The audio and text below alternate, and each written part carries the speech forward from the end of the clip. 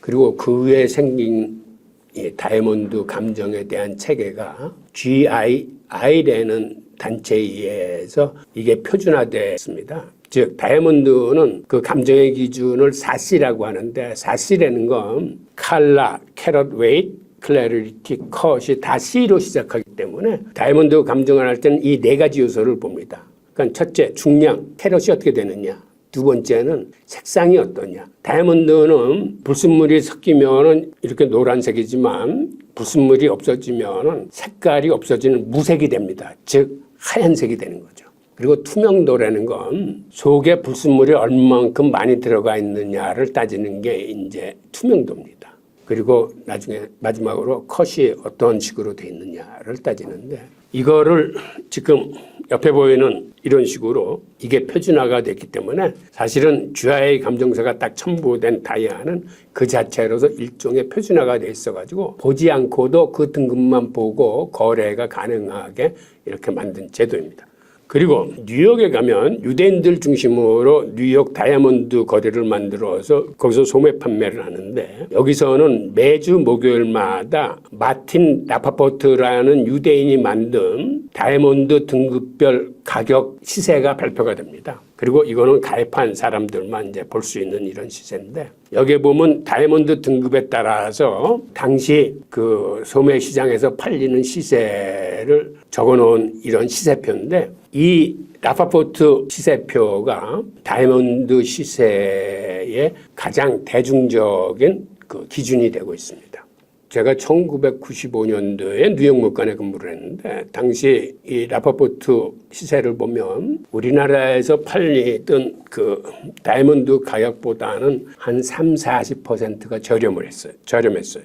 그 정도로 이 시장에서는 다이아몬드가 어떤 표준 가격에 의해서 형성이 되고 이게 다른 나라로 퍼지면서는 여기에 이제 어떠한 적정 마진이 더 붙어가지고 다른 나라에서는 가격이 좀 비싸지는 그런 현상을 보였습니다. 그런데 이런 드비어스의 독점에 금이 가기 시작하는 변수가 등장하는데 그 나라가 바로 러시아였습니다. 러시아에서는 그 레나강 지류, 곧 우리 시베리아 한반도 저 북쪽에 있는 곳에서 다이아몬드가 발견돼서 채굴되기 시작했는데 그전에는 이 러시아에서 발굴되던 것도 거의 몽땅 드비어스가 가져갔습니다. 그런데 1991년 공산정권이 붕괴되면서 이러한 공산당과 드비어스의 밀약이 깨지기 시작하면서 러시아의 다이아몬드가 드비어스 외에 다른 회사에도 공급되기 시작했는데 그중에 하나가 이스라엘 레비라 부르는 그 사람의 손으로 들어가면서 이때서부터는 경쟁체제로 바뀌게 됩니다. 그리고 러시아의 다이아몬드는 당시 이 다이아몬드가 나는 지역의 사공화국이 그 전체 생산량의 10%를 유통시키고 나머지는 러시아 중앙정부가 만든 국영기업인 알로사라는 회사에 의해서 90%가 이제 유통이 됐습니다. 그리고 지금은 러시아가 세계 최대의 다이아몬드 생산국이 되어 있습니다. 즉 2000년대 들어서 이러한 다이아몬드 생산의 이제 춘추전국 시대로 이제 돌입을 하게 되고 이 과정에서 드비어스의 사이트 홀더였던 즉 지정 고객이었던 레브 레디에프라는 유대인이 반란을 일으킵니다. 즉 우리가 언제까지 드비어스에 끌려다닐 수는 없다 해서 이 친구가 푸틴하고 친한데 그 정치적 고리를 활용해서 이 알로사 국영기업의 대주주로 등극을 하고 또 한편 앙골라의 다이아몬드 광산을 개발해서 카토카라는 회사를 만들어서 카토카의 독점 판매자가 됩니다. 그리고 이 레디에프가 드비어스하고 가장 강력한 경쟁자로 떠올리게 됩니다.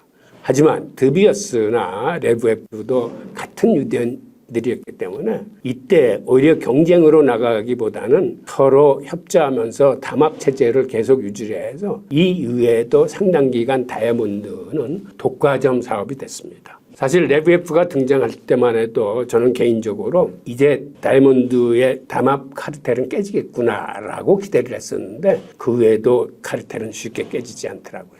지금은 알로사가 드비오스를 추월해서 더 많은 다이아몬드 원석을 세계 시장에 팔고 있습니다. 자, 그런데 이런 독과점의 폐해를 거치면서 불황에 더 가격이 오르는 다이아몬드의 시세표가 지금 보시는 이 그림인데 1950년대에서부터 완만하게 올라가던 가격 그래프가 오히려 2000년 들어서 IT 버블 붕괴와 글로벌 금융위기 시에 더 많이 가파르게 올라가는 모습을 보이는 걸 볼 수 있을 겁니다. 그리고 최근에 만졌던 팬데믹 사태 때도 다이아몬드는 더 급속히 가격이 상승하기 시작했습니다. 즉 다이아몬드는 불황일수록 가격이 치솟는 이런 기이한 형태를 보이고 있습니다. 그리고 그간 다이아몬드에 대한 여러 가지 참상이나 내전 소식이나 안 좋은 소식들이 계속 들려오면서 이게 영화화까지 됐는데, 즉 블러드 다이아몬드라는 이런 영화가 개봉됐는데, 즉 이 영화의 내용인즉슨 다이아몬드를 생산하기 위해서 그들이 얼만큼 아동 착취를 하는지, 아프리카인들을 힘들게 하는지, 그다음에 그들이 이런 다이아몬드로 벌어들인 자금들이 어떻게 내전 자금에 쓰여서 전쟁을 초래하는지, 즉 다이아몬드와 관련돼 가지고 아프리카인들이 자그마치 370만 명이 죽게 됩니다. 그래서 세계 젊은이들 사이에서는 다이아몬드는 이러한 사례 때문에 피해야 된다라고 생각하는 이제 젊은이들이 늘어날 정도로, 그리고 다이아몬드를 채굴함에 있어서 환경 오염이 이제 점점 극심해지는데, 저도 말씀드렸던 것처럼 1캐럿을 채굴하기 위해서는 흙을 250톤 내지 1000톤 이상을 파헤쳐야 되고, 이런 원석을 분리하는 과정에서 기름과 물을 대량 사용하기 때문에 주변 환경 오염이 이제 심하다는 얘기예요. 그리고 최근 들어서는 우크라이나 전쟁 발발로 인해서 러시아 다이아몬드의 수입을 차단해가지고 인도 등 다이아몬드 가공 국가들이 이제 타격을 받고 있습니다.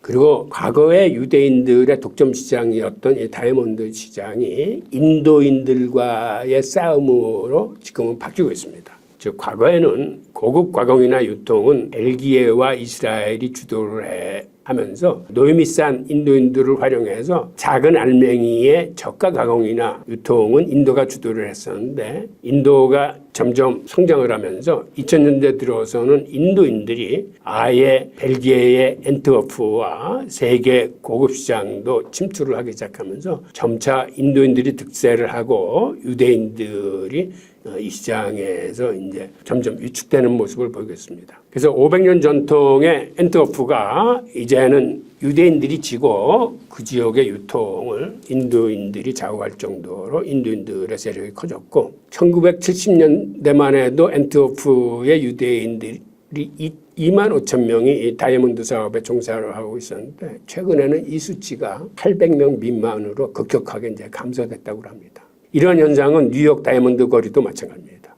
제가 뉴욕에 근무하던 1995년만 해도 유대인들이 주도 세력이었는데, 이제는 인도인들이 주도 세력이 될 만큼 다이아몬드 시장이 점차 유대인으로부터 인도인으로 넘어가는 과정이 있습니다.